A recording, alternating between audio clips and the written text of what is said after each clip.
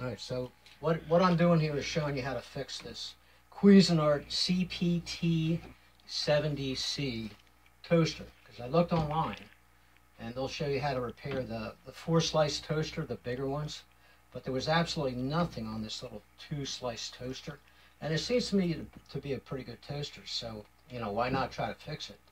But what you got to do is, of course, make sure it's unplugged, which mine is not. And then on the bottom, I've already had this one apart, but I'll show you. On the bottom, this might be the trickiest part, but if you look at the 4 corners here, you've got, you know, 1, 2, 3, 4 screws.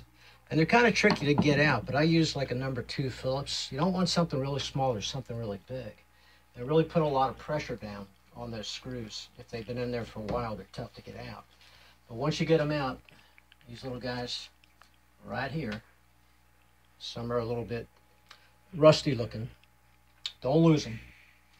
And then take out, which I've already done, the push down lever. This thing will just really come straight out. And then your thermostat control.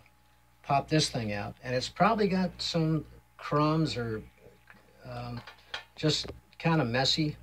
And I just took a big old screwdriver, put a cloth against the chrome, and just pried it out bit by bit by bit. It'll actually come out once you bring it out bit by bit by bit. And then when you look inside this thing, and I did borrow something from another video that showed how they had repaired their larger Cuisinart. But when you push this thing down, you know, the piece that takes the bread down, if you look real carefully way down the bottom, it looks like what's wrong is where it tries to latch or catch way down the bottom. But that's not it. At least not on my toaster, probably not on yours.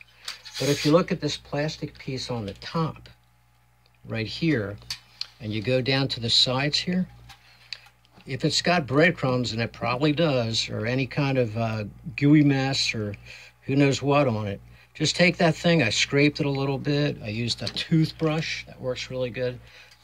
Maybe even a little water, just to get this thing as clean as you possibly can.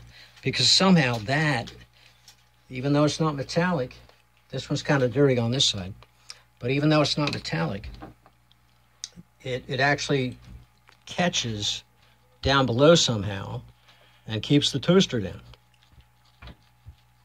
All right, so that'll need a little more cleaning, but you know, anything like that. And then once you get that clean, I've already done most of mine. If you push it down, it actually has to be plugged in. So plug it in first. It will not stay down if it's not plugged in, no matter what. But once I did that, then this thing stays down. Okay, be careful, it's gonna get hot. But hit the cancel button, it'll pop back up.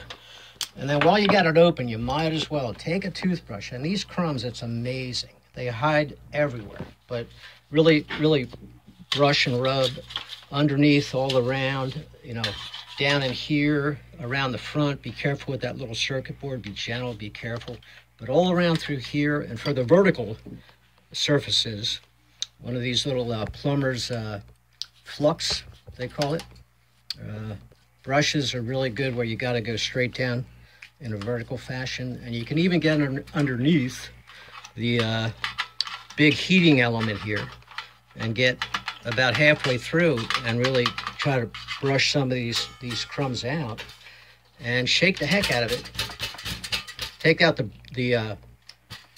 crumb tray. Make sure you do that. And everything will fall out the bottom. It's a lot of shaking, a lot of brushing either side, and you get a pretty clean toaster after a while. You can even stainless steel this a little bit, SOS pad, and that'll clean up really nice. And you probably saved yourself, I don't know. This thing's about 20 years old, 60, 70 bucks. Don't even have to buy a new toaster.